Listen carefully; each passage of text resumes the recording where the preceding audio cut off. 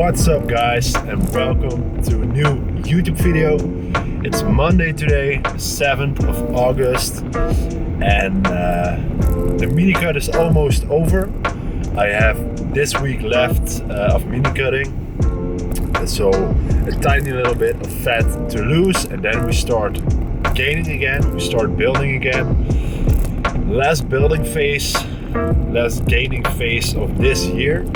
So yeah, it's August now.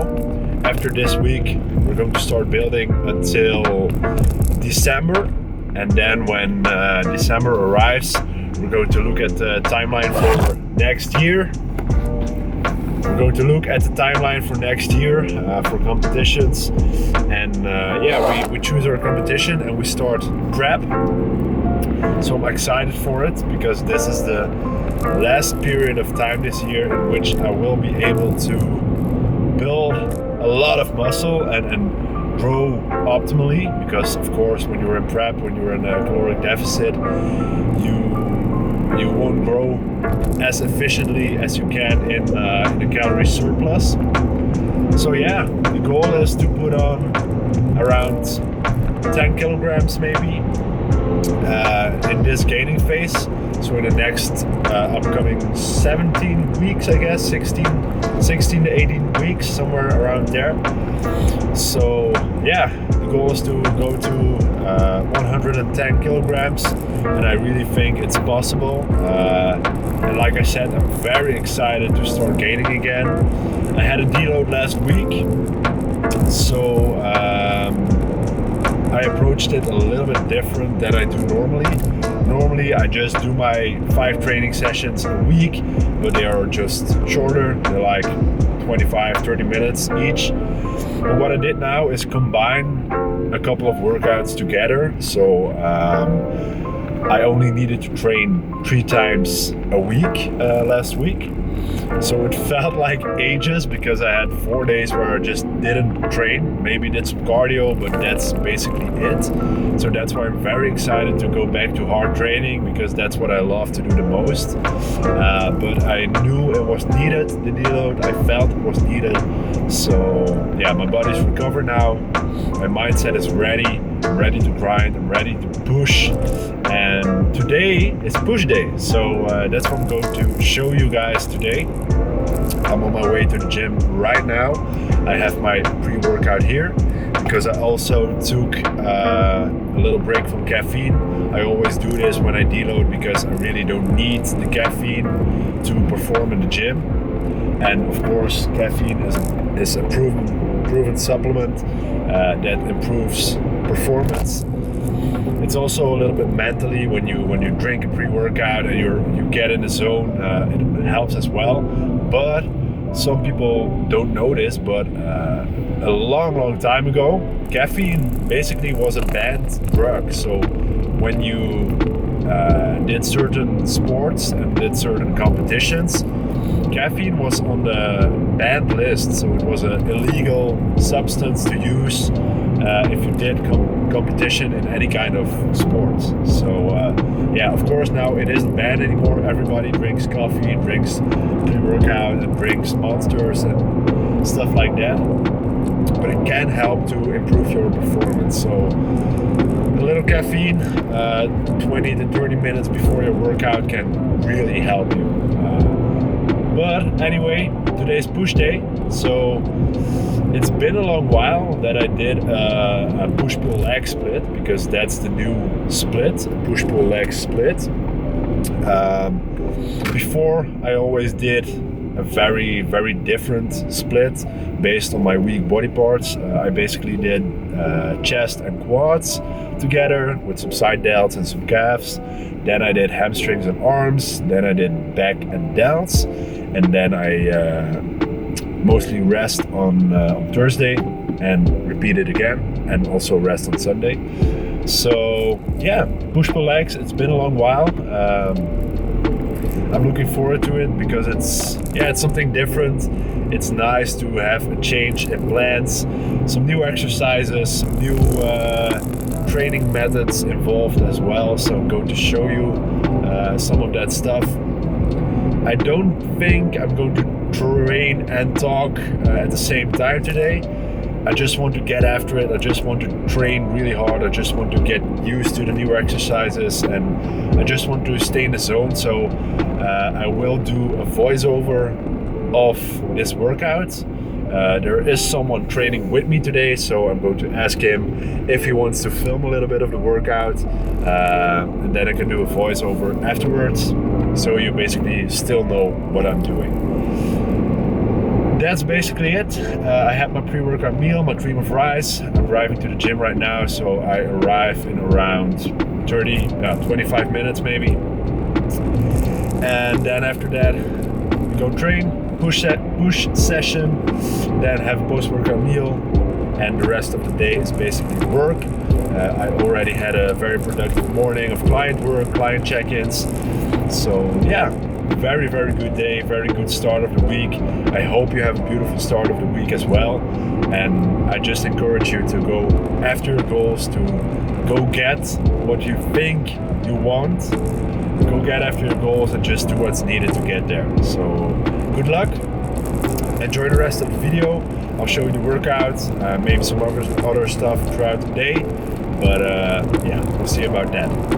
Thanks for watching until now, and see you in the gym. Alright, so push day. I first start off with calf training, so 3 sets of seated calf raise. Why do I do this before my basic pushing movements? Because after a workout your calves will be neglected. You won't train them as hard, you won't train them as intense, and this won't make them grow. So I do them beforehand. It doesn't take away energy from the workout, it doesn't take away energy from my pushing movements. So just 3 sets until failure, seated calf raise, 10 to 15 reps.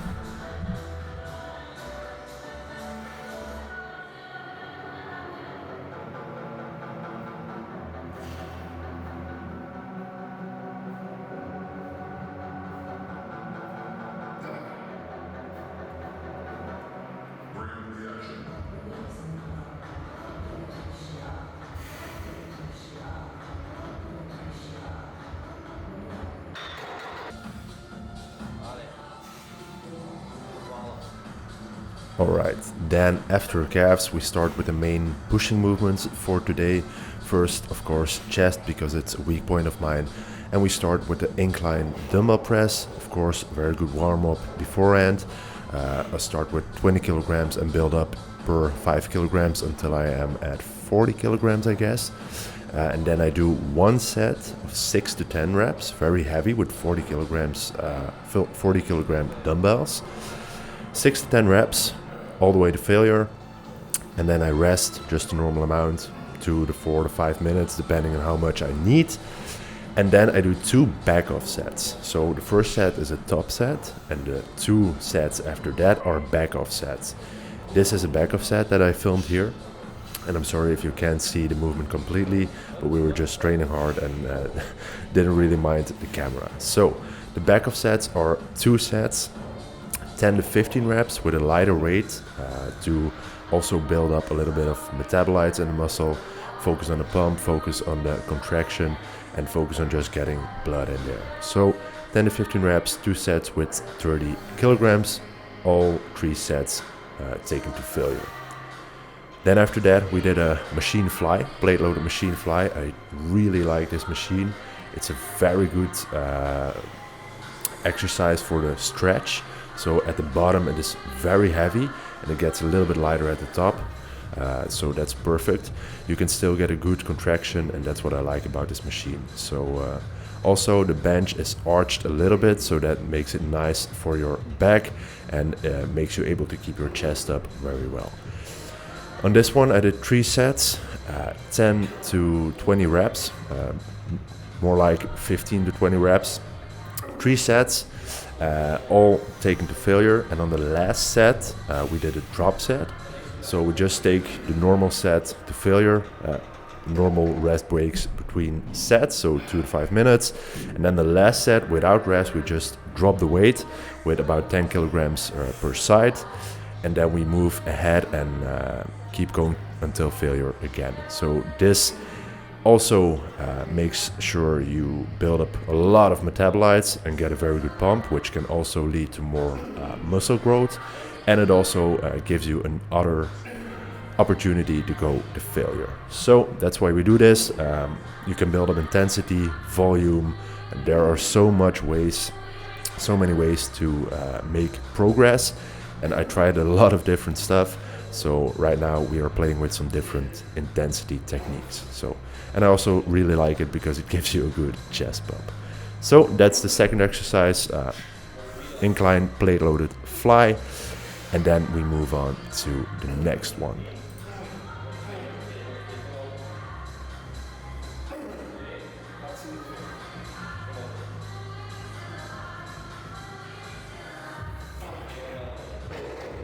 Last exercise for chest here, a standing plate loaded press.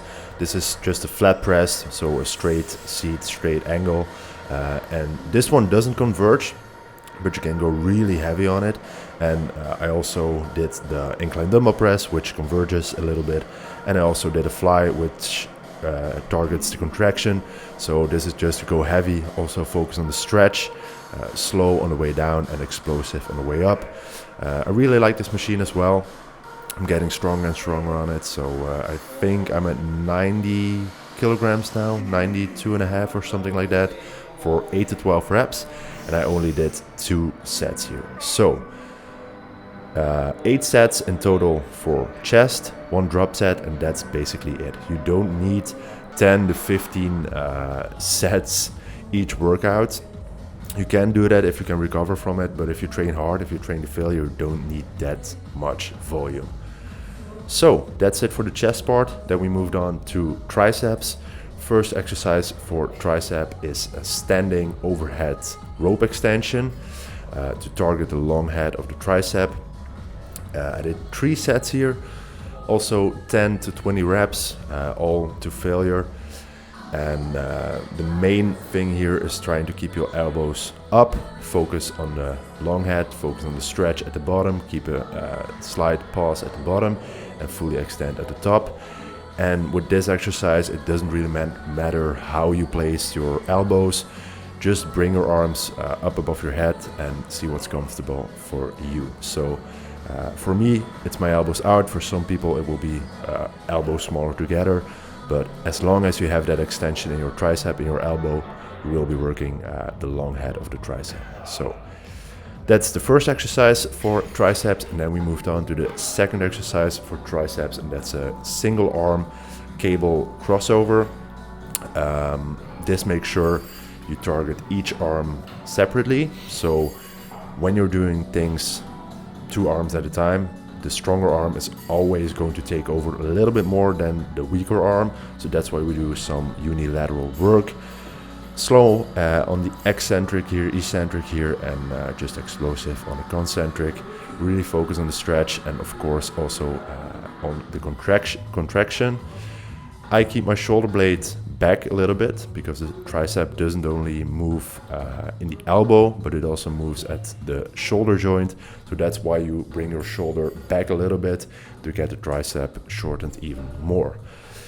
3 sets here as well, I believe, 10 to 15 reps all the way to failure, and some half reps at the end on the last set to just get everything out of it.